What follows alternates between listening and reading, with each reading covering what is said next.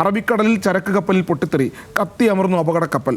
ഒരുപക്ഷെ മലയാളിയെ സംബന്ധിച്ച് ഈ കഴിഞ്ഞ ഒരു 15 ദിവസത്തിനിടയിൽ ദിവസവും വൈകുന്നേരം എന്തെങ്കിലും ഒരു ആശങ്ക ഉണ്ടാകുന്നൊരവസ്ഥ. അത് സാധാരണഗതിയിൽ നാട്ടിലാണുള്ളത്, ഇതിപ്പോൾ കടലിലാണെന്നുള്ളതാണ് ആശങ്ക. കടൽ കേരള തീരത്തോട് ചേർന്ന് നിൽക്കുന്ന കടലായതുകൊണ്ട് കൂടുതൽ ആശങ്ക എന്ന് വേണം കാണാൻ. പക്ഷേ നമ്മുടെ രക്ഷാപ്രവർത്തനം അതിവേഗം ഉണ്ടായി. 22 പേരാണ് ആ കപ്പലുണ്ടായിരുന്നത്. 22 പേരിൽ 18 പേർ കടലിലേക്ക് ചാടിയ 18 പേരെ നമുക്ക് രക്ഷിക്കാൻ കഴിഞ്ഞു. നമ്മുടെ നാവികസേനയുടെയും കോസ്റ്റ് ഗാർഡിൻ്റെയും ഒക്കെ കരുത്തും ശക്തിയും ഒക്കെ കാണുന്ന അവിടെയാണ്.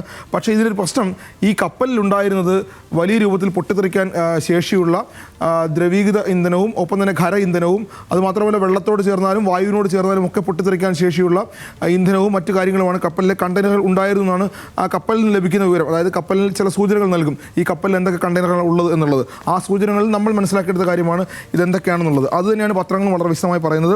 ആദ്യം കപ്പലിൻ്റെ അടിത്തട്ടിലാണ് പൊട്ടിത്തെറി ഉണ്ടാകുന്നത്. അത് ബ്ലാസ്റ്റ് തന്നെയാണ്. ഇന്നലെ അത് നാവികസേനയും പറഞ്ഞിരുന്നു. അത് മാതൃഭൂമി 1-ാം പേജിൽ ആ കാര്യം നന്നായി നൽകിയിട്ടുണ്ട്. അടിത്തട്ടിൽ ഡോക്കിൽ തന്നെയാണ് പൊട്ടിത്തെറി ഉണ്ടാകുന്നത്. പിന്നീട് തീ പിടിക്കുന്നു. നമ്മൾ ആദ്യ ചിത്രങ്ങൾ കണ്ടപ്പോൾ നമുക്കറിയാവുന്നതാണ്. ആദ്യം ചെറുതായി പൊട്ടിത്തെറി അല്ലെങ്കിൽ തീ പിടിക്കുന്നതിലേക്ക് പോകുന്നു. പിന്നീട് തീപിടുത്തം വലുതാകുന്നു. രക്ഷാപ്രവർത്തനം അതിവേഗം 18 ജീവനക്കാരെ രക്ഷപ്പെടുത്തി. നമ്മുടെ കണ്ണൂർ അഴീക്കൽ തീരത്തിന് ഏതാണ്ട് 81 കിലോമീറ്റർ അകലെ മാത്രമാണ് ഈ അപകടം ഉണ്ടായിട്ടുള്ളത്. അങ്ങനെ വളരെ വിശദമായി മാതൃഭൂമി. അതുമാത്രമല്ല, ഈ കൊളംബോയിൽ നിന്ന് മുംബൈയിലേക്കുള്ള യാത്രയും വളരെ വിശദമായി ഇൻഫോഗ്രാഫിക്സ് സഹിതം പോകുന്നുണ്ട്. നമ്മുടെ കൊച്ചിയും ബേപ്പൂരും അഴീക്കലും മംഗളൂരുവും ഇതിനോട് മൂന്നിനോടും ചേർന്ന് നിൽക്കുന്ന രൂപത്തിലൊക്കെ വളരെ വിശദമായി മാതൃഭൂമി പറയുന്നുണ്ട്. കപ്പലിൽ തീയും പൊട്ടിത്തെറിയും ഉണ്ടായെന്നാണ് മനോരമ പറയുന്നത്. കണ്ണൂരിൽ നിന്ന് 81.4 കിലോമീറ്റർ, അതായത് കുറച്ചും കൂടി ഷാർപ്പായി മനോരമ 4 കിലോമീറ്റർ അകലെയാണ് അപകടം എന്ന് മനോരമ പറയുന്നു. ഈ മാതൃഭൂമിയിലെ പോലെ തന്നെ ഈ കൊളംബോയിൽ നിന്നുള്ള യാത്രാ ദൂരവും യാത്രയുടെ വിശദാംശങ്ങളും വാൻഹൈ 503 എന്ന കപ്പൽ, വാൻഹൈ 503 കപ്പലിനെ കുറിച്ചുള്ള വിശദമായ വിവരങ്ങൾ അതിൽ പറയുന്നുണ്ട്.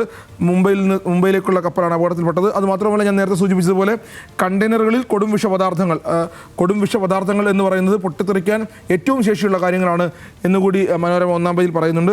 മലിനീകരണ ഭീഷണി ഉയർത്തി 140 കണ്ടെയ്നർ. നമുക്കറിയാം, ഒരു കപ്പലിൽ നിന്നുള്ള കണ്ടെയ്നറുടെ ക്ഷീണം തന്നെ കേരള തീരത്ത് കഴിഞ്ഞിട്ടില്ല. അപ്പോഴാണ് വരാൻ പോകുന്നത് 140 മലിനീകരണ ശേഷിയുള്ള കണ്ടെയ്നർ ഉണ്ട് എന്ന് മനോരമ വളരെ വിശദമായി പറയുന്നു. ഉൾപേജിൽ 8-9 പേജ് എടുത്താണ് മനോരമ ഈ വാർത്തയെ കൂടുതൽ വിശദമായി കാണിക്കുന്നത്. അറബിക്കടലിലെ കപ്പൽ ബോംബ് എന്ന് പറയുന്നു. 2 ആഴ്ച കൊണ്ട് തകർന്നത് 2 കപ്പലുകൾ, ശതകോടികൾ നഷ്ടം എന്നും പറയുന്നു. സ്വാഭാവികമാണ്, കാരണം കപ്പലുകൾ കത്തിയാൽ ഉണ്ടാകുന്ന നഷ്ടം വളരെ വലുതാണ്. അതിൽ ഏറ്റവും വലിയ ചിത്രം, എനിക്ക് വലിയ ഇഷ്ടപ്പെട്ട ചിത്രമായി തോന്നിയത്, നമ്മളുടെ INS സൂറത്ത്, ഇന്ത്യൻ നാവികസേനയുടെ കപ്പൽ, അതിൻ്റെ വലിയ വീക്ഷണത്തിൽ കത്തിയമരുന്ന വാൻഹായി കൂടി കാണിച്ചിട്ടുണ്ട്.